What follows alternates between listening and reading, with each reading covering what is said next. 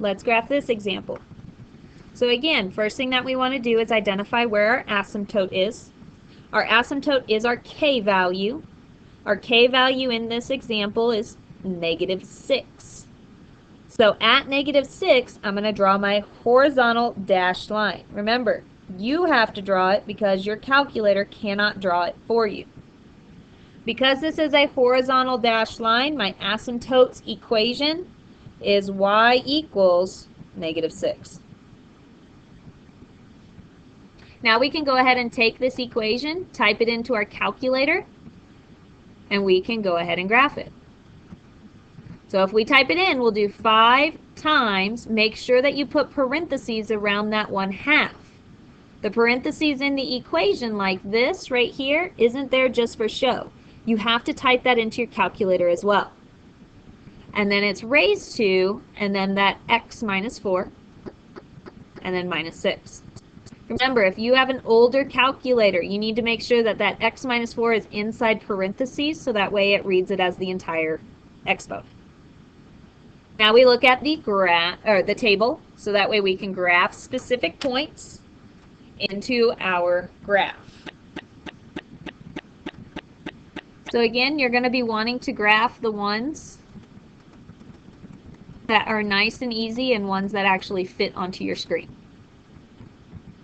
So we can go ahead and start graphing at that 3, 4, that 4, -1, and so forth and so forth. Again, using the nice decimals, using those nice decimals.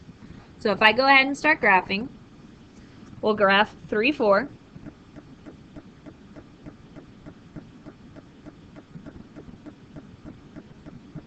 We'll graph 4, -1. 5, -3.5. 6, -4.75. And then we could graph 7 if we wanted to, because it's -5.375, and that's really not that bad of a decimal, but anything other than that kind of gets a little messy. But again, we want to graph this in such a way that it mimics what we see on our calculator.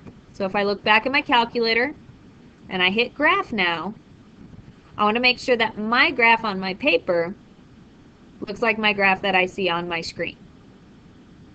So if I look, I see that it continues going up, up, up, and then also on the right-hand side, it starts following that asymptote.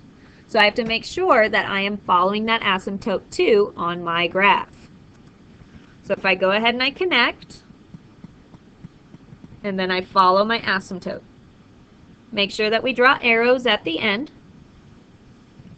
and let's identify domain and range. No matter what, this is an exponential. All exponentials have that domain of -infinity to infinity. My range in this instance, the lowest that it can go is my asymptote of -6. But it does keep going up, up, up, up, up. So that means that my range here would be -6 to infinity. Again, both of them inside parentheses because you cannot touch at an asymptote. Now let's analyze this graph a little bit more. This graph is considered a decay graph.